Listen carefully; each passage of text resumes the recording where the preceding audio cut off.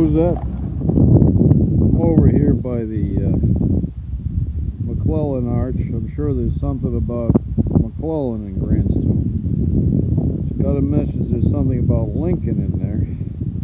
I can only imagine. He's not my saint. That monument's going to have a different meaning for other people at some point. I wanted to make some point about what had happened on the other side, the northeast corner of Arlington National Cemetery about a month and a half ago. A couple of people decided that ricin was a good thing to put on the lawn, and I had to avoid the place for about a week.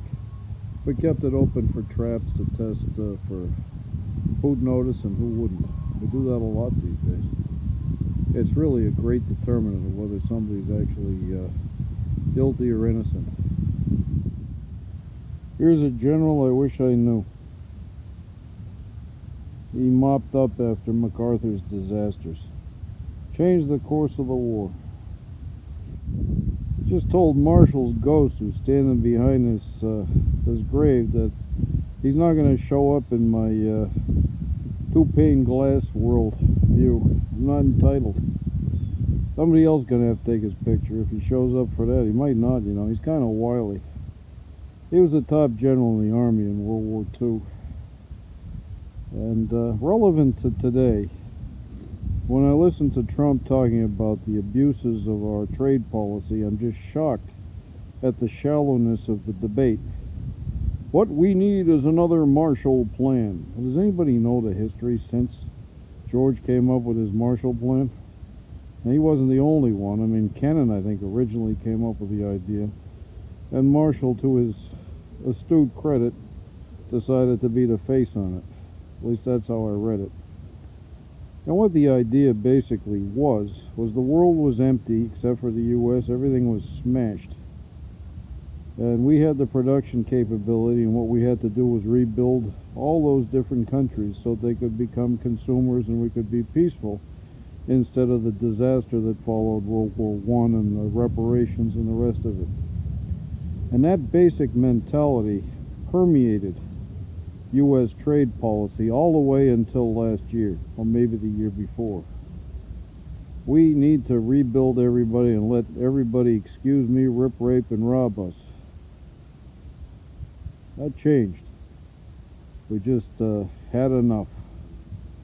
And if you want to know why we've had enough, or how we've had enough, you listen to the Donald, and he's right. And if you listen to the history, somebody needs to do a history of that, not me.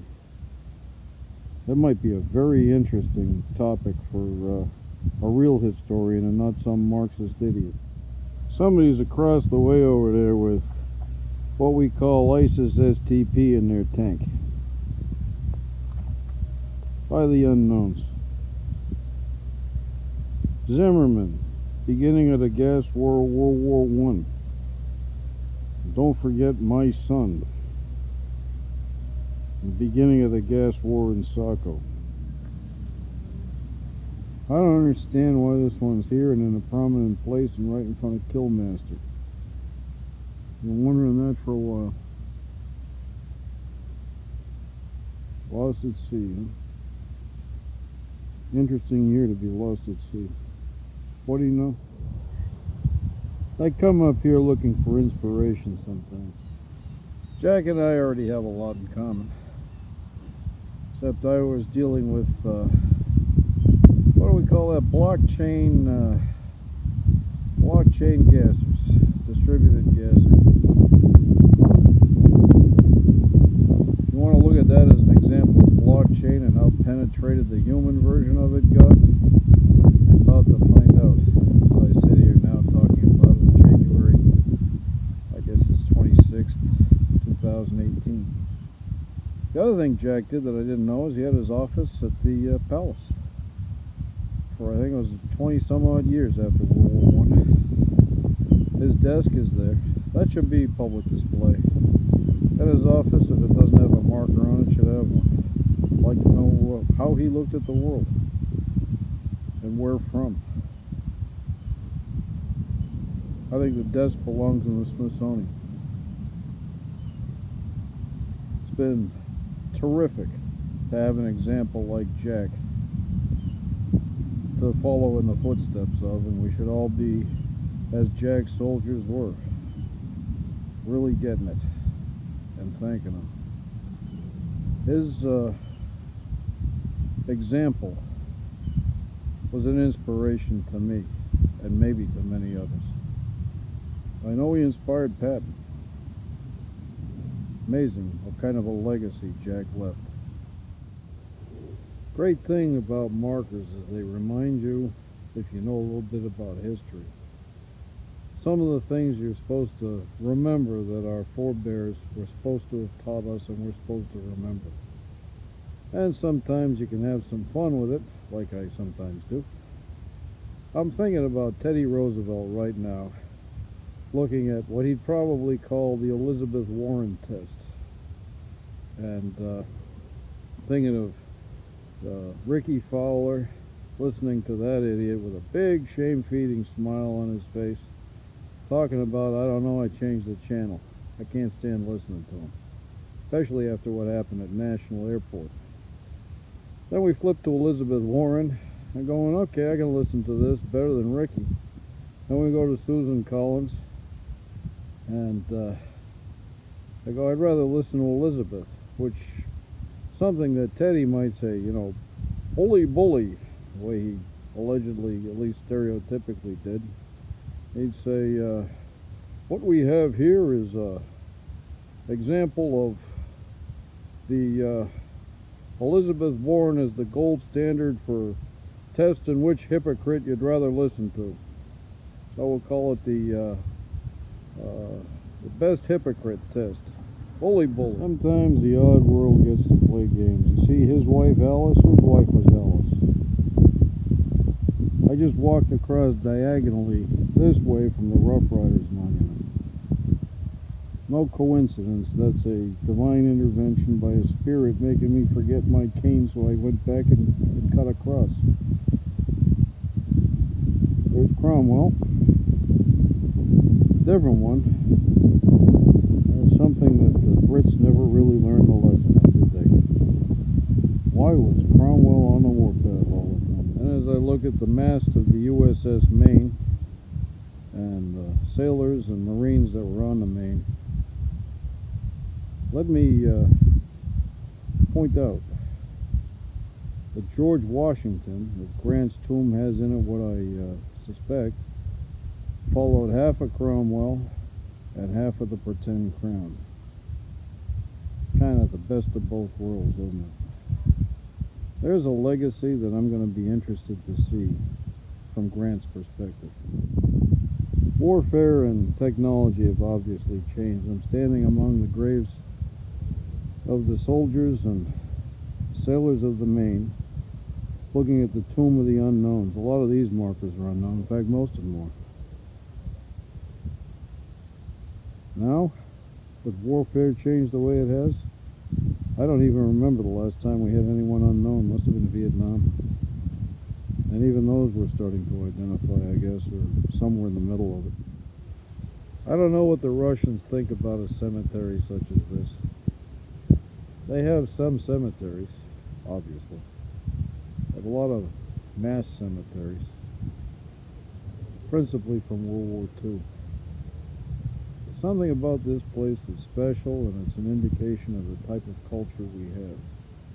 And if you look at the wreath ceremony that they do pretty much every year now, that'll give you an indication of one of the differences between Russian, basically collectivism, and it's part of the culture, and American quasi-individualism.